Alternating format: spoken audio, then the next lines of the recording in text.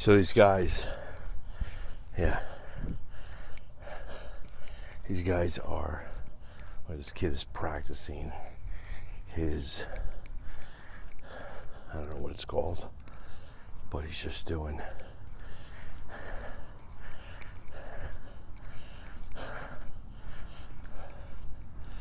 time after time after time, just practice, deliberate practice. Yep, deliberate. When?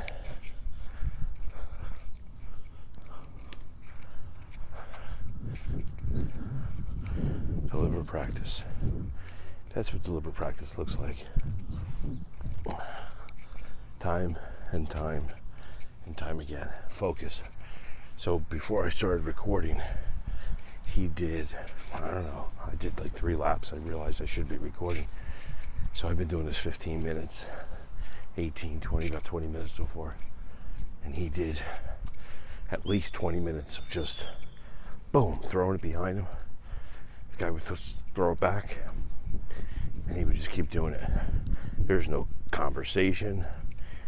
You know, that's the big thing too. When we have all this extra conversation during practice, that, you know, with this guy's practice, it's just isolated to, I mean, even the catching of the ball is done through the basal ganglia, and the focus, 100% focus, is on the movement of pitching the ball back to the punter. I believe that's what he's doing. And the lack of conversation allows for the guy pitching the ball back to the punter to develop the habit, because he's getting in the oh, by the way, I was here for 40 minutes. For the first 20 minutes he stretched. So he took his practice so serious that he took 20 minutes. I can't stretch for more than 5 before I get bored. But that's how serious this guy is. Or should I say this young man, this kid. Looks like he's in high school. But the reality is that he took 20 minutes to stretch. Then he's been doing this for 20 minutes. And I'm sure it looks like that's just when another friend came, and now they're back on the field. So I'm sure 20, 30 minute intervals, he's just going to practice for 3-4 hours a day. But the lack of conversation allows for the brain to receive the exact stance and the exact pressure that he's got to put forth, the exact grip, so that when he launches the ball, it spirals, trajectory being just right. And that lack of communication allows his brain to absorb the movements, and eventually he engraves into the basal ganglia in the brain that ability to do it without thought. That's what deliberate practice is.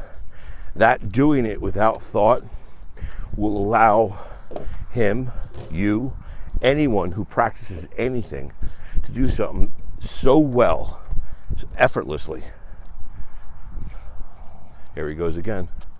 Here, I'm going to watch. Yeah. Yep. Yeah. Yeah, well, so he just pitched the ball back. I don't know if you can see from here. I'm going to go closer. Yep, guy throws the ball back. Now that third guy is actually, I think, the fly in the ointment. He's definitely speaking with the guy who's pitching the ball back. Well, in any event, here he goes, back down. The time between his, yep. And the guy receiving the ball, that was the first time he had a stretch to get it.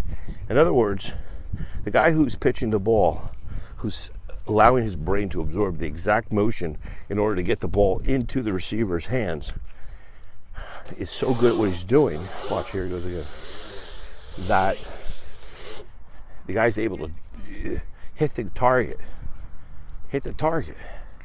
So this guy must be acting as a rusher.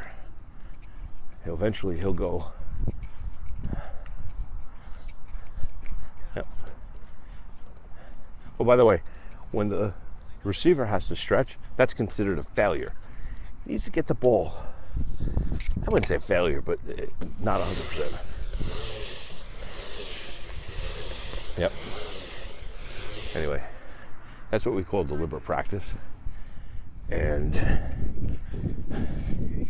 deliberate practice, time on that task over the course of time creates monsters in any given field. Are you afraid of monsters? You better be. Because unless you're one of them, you're going to get gobbled up by one of them.